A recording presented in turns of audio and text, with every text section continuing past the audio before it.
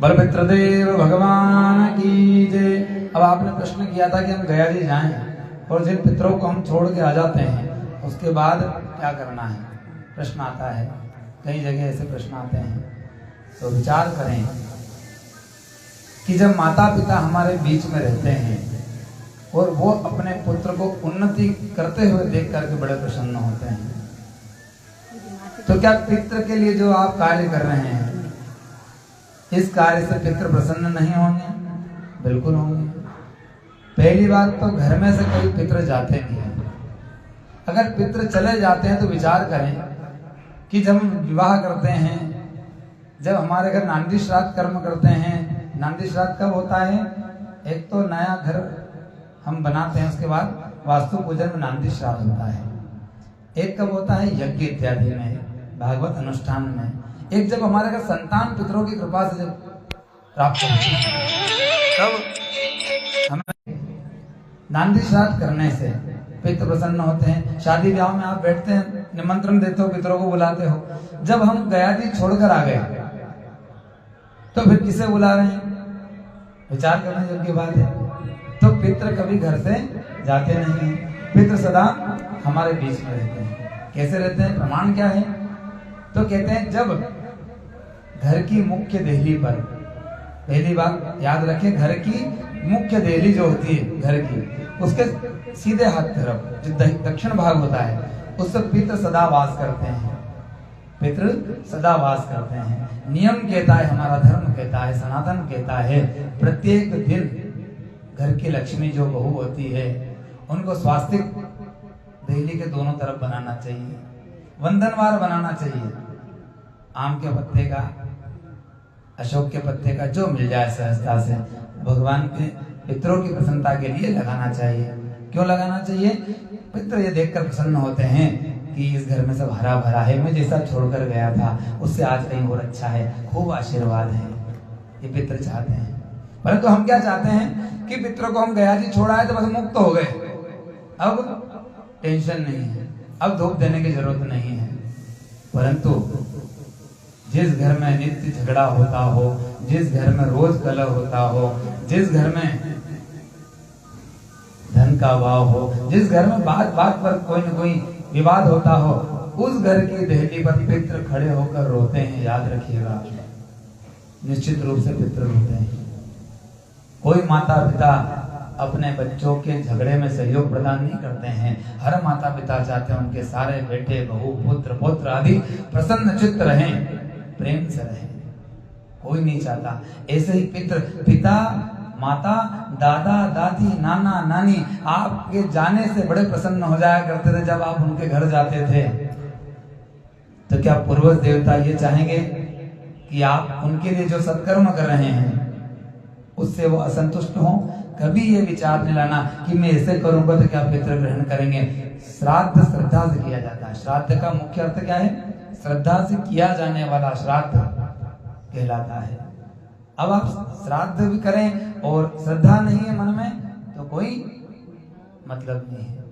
पूर्ण भाव से, श्रद्धा से, जैसे आपके पूर्वज आपके सामने जिन जिन को आपने देखा, जैसे आप उनकी सेवा करते थे, जैसे उनको आप नहलाते थे, जैसे आप उनको भोजन कराते थे, वही भाव से एक बार करा के देखिए। विश्वास मानिए, आपके भोजन को स्वीकार न कर ले तो कहना। आपका भाव शुद्ध होना चाहिए, आपके भाव में वो आना चाहिए। पितृ कभी नहीं चाहते कि आपके जीवन में दुख आए। पितृ तो यही चाहते हैं कि आपके जीवन में खूब आनंद बरसे। आपके परिवार में जब संतान की प्राप्ति होती है तो पितृ नाचते हैं। जब संतान की प्राप्ति होती है, कुल में पुत्र की प्राप्ति होती है, पितृ नाचते हैं और पितरों की कृपा से संतान में पितृ की प्राप्ति होती है। वो प्रसन्न क्यों होते हैं कि हमारे कुल में जल देने वाला हमें कोई आया है, हमारे कुल में कोई पितृ ऋण से, ऋषि ऋण से, देव ऋण से ऋण करने आया है। तो संतान कैसी हो? आप जैसी संतान हो जो ऐसा सुयोग्य भाग्य उदय हुआ आपका, जो आपने पुण्य कर्म पितरों के लिए किया है, लोगों का जीवन बीत जाता है, वो भगवान के अतिरिक्त तो ठीक, बाकी पितरों का कर्म तो करते ही नहीं है। कभी देहली पर जूते चप्पल न उतारें, कभी देहली पर झाड़ू न रखें, कभी देहली के आसपास थूके नहीं।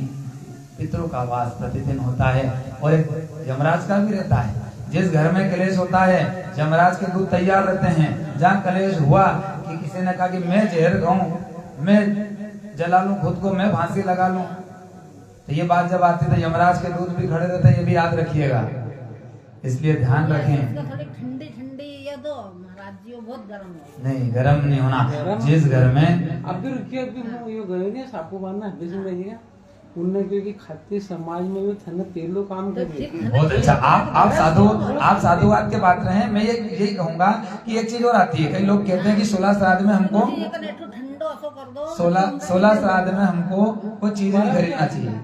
माताओं के मन में विचार आता है कि 16 श्राद्ध में कुछ खरीदना नहीं हमको। क्यों नहीं खरीदना? ऐसा कहीं लिखा? कोई शास्त्र में नहीं लिखा, कोई ग्रंथ में नहीं लिखा है कि 16 श्राद्ध में कुछ खरीदना नहीं है। विचार करें, 365 दिन में 349 दिन हमारे लिए होते हैं, 16 दिन तो पितरों के लिए होते हैं। मनुष्य के 16 संस्कार होते हैं, 16 तिथियां होती है। एकम से लेके पूर्णिमा, एकम से लेके पूर्णिमा के बाद में एक तिथि और बढ़ती है अमावस्या, ऐसे करके 16 तिथियां होती हैं। इन 16 तिथियों में अब विचार करें कि मनुष्य इसी में आएगा और इसी में जाएगा। इसके अतिरिक्त तो कोई तिथियां बनी नहीं है और दिन हुए हैं 7। परीक्षित जी महाराज 7 दिन की कथा श्रवण कर रहे हैं, तो कहते हैं कि 16 दिनों में जो व्यक्ति अपने निजी काम को छोड़ करके पितरों को पूर्ण श्रद्धा के साथ में जो पूजन करता है, कोई भागवत कराता है, कोई पितृ कार्य के लिए कहीं गया जी चला जाता है, कोई उज्जैन चला जाता है, कोई कहाँ चला जाता है, तो कहते हैं जब पितृ कार्य को करने में पूर्ण भाव से जो व्यक्ति जुड़ जाता है तो वो अपने निजी स्वार्थ को छोड़ देता है। इसलिए वो वाहन नहीं खरीदता है, वो कोई वस्तु नहीं खरीदता है, वो अपने सारे काम रोक देता है, क्योंकि पितरों की कृपा उनके ऊपर बनी रहे, पितृ प्रसन्न हो। इसलिए वह अपने वाहन खरीदना, कोई मकान बनाना, कोई चीजें निर्माण करना या कुछ भी चीजें अपने लिए अपने निजी स्वार्थ छोड़ देता है पितरों के लिए। परंतु ऐसा कहीं नहीं लिखा कि पितृ पक्ष में हम कुछ ना खरीदें। बिल्कुल हर पितृ, हर माता पिता चाहते हैं कि मेरे कुल में जो अब भूमि पर हैं वे खूब उन्नति करें। तो अगर आप कुछ खरीदेंगे तो क्या पितृ संतुष्ट नहीं होंगे? खूब प्रसन्न होंगे, खूब जियो, खूब आनंद बटोरो, खूब उन्नति करो, यही पितृ ऊपर से आशीर्वाद देंगे। इसलिए कभी ये विचार मत करना कि पितृपक्ष में हमें वाहन नहीं खरीदना, हमें नई चीज नहीं लाना। बिल्कुल लाओ, खूब लाओ। ये बात तो आप इधर की कर रहे हो। हम राजस्थान कथा करने गए थे, राजस्थान में भवन के ऊपर लिखा रहता पितृदेवाय नमः, पितृ कृपा। और राजस्थान में पितरों के निमित्त इतना भाव है लोगों के बीच में कि राजस्थान में आप मानेंगे कि पितृपक्ष में लोग वाहन खरीदते हैं, नए व्यापार चालू करते हैं। तो ये दोहरी मानसिकता कहाँ से आ गई? पितरों के प्रति तो भाव ऐसे होना चाहिए कि पितृ की कृपा से तो हमें जो नाम मिला, हमको गोत्र मिली, ये पितरों की कृपा से मिली है। हमें कौन जानता किस कुल से आए हो, ये पितरों की कृपा से मिला है। इसलिए कभी विचार मत लाना कि पितृपक्ष हम ये ना खरीदे, वो नहीं खरीदे। खूब खरीदो, खूब आनंद की अनुभूति करो, खूब भजन करो, खूब पितरों के निमित्त तर्पण करो, दान करो, जो आपसे बने वो करो, परंतु कर्ज करके कभी नहीं करना। प्रार्थना करना कि ये जो हाथ फैलाएं हमने पितृ देवता, ये आपके सामने फैलाएं, माता पिता के सामने फैलाएं, गुरु के सामने फैलाएं, भगवान के सामने फैलाएं। जीवन में इतना सामर्थ्यवान बनाइएगा कि किसी व्यक्ति विशेष के आगे हम हाथों को न फैलाएं। यही प्रार्थना आपसे करते हैं। तो पितृ देवता को आपको क्या करना है? कभी भी आप जो भी अर्पण करें पूर्ण भाव से। भाव वही हो कि जब आप थे तब जैसे हम आपके लिए करते थे वैसे आज कर रहे हैं। आज वही जिनका आप कर रहे हैं तर्पण, जिनके लिए आज अनुष्ठान रखा आपने उनको देखा, आपने सेवा की उनकी, कोई चिंता नहीं। जैसे आप उनको रखते थे, जिस भाव से आप उनको पूजते थे, जिस भाव से आप उनकी सेवा करते थे, वैसे ही करिए, वैसे ही विराजमान है वो, तो चिंता न करें। और ये गलती नहीं मत करिएगा पितृ को हम गयादी छोड़ जाए। गयादी छोड़ने से प्रेत योनि से मुक्ति मिलती है और पितृ योनि में वो प्रवेश करते हैं, वो कुछ देने योग्य बनते हैं। प्रेत योनि में देने योग्य नहीं बनते हैं। प्रेत योनि में आप जितने दिन उनको जल देते हैं वो प्राप्त होता है। इसलिए उनकी शांति के लिए, उनकी शांति के लिए आप गया जी जाते हैं, उज्जैन जाते हैं, तर्पण करते हैं। ये याद रखिएगा, न कि आप उनको छोड़ के आ रहे हैं। पितृ कभी नहीं जाते। जिस दिन घर से पितृ चले गए उस दिन आपके जीवन में सुख का समय चला गया। कभी सुख जीवन में नहीं आएगा। बड़ों का होना बहुत आवश्यक है। सुमति कुमति सबके ओर रहे। अपने ही मन से व्यक्ति अच्छे निर्णय भी लेता है, अपने ही मन से व्यक्ति गलत निर्णय भी लेता है। तो सही निर्णय लेता है व्यक्ति तो कहीं ना कहीं कुल के पुण्य का उदय होता है। कोई ना कोई कुल में अच्छे कार्य करता है तो हमारे जीवन में अच्छे निर्णय लेते हैं। और हमने जैसा खाया फिर वैसा तो मन रहेगा ही रहेगा।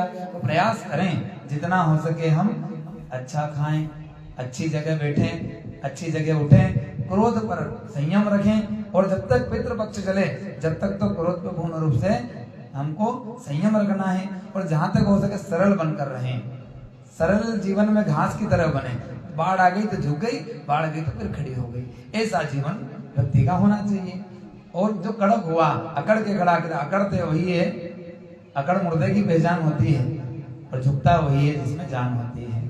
जब बड़े बड़े पेड़ खूब अभिमान में खड़े रहते हैं, बाढ़ आती है और बह के उखाड़ के ले जाती है बाढ़। और घास सरल रहता है, झुक जाता है।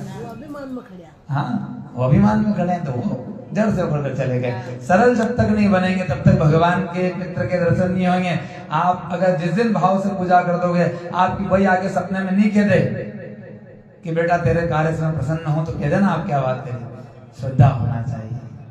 मित्र आकर के आशीर्वाद प्रदान न कर दे तो कह देना। और इस कर्म से जो आप कर्म कर रहे हो श्रद्धा से करना, भाव से करना। देखना जिस दिन ये पूर्णाहुति के बाद आप नांदी श्राद्ध करके जब आएंगे, जब आप नारायण बलि करके आएंगे, पितरों की संतुष्टि के लिए आप गया जी जा रहे हैं, कहाँ भी जाना कर्म करके आएंगे, आपको रास्ते में ही आपके जीवन की जो रुके कार्य हैं वो पूरे होने लग जाएंगे। निश्चित रूप से मान के चलना। पर पितृदेव भगवान की जय हो।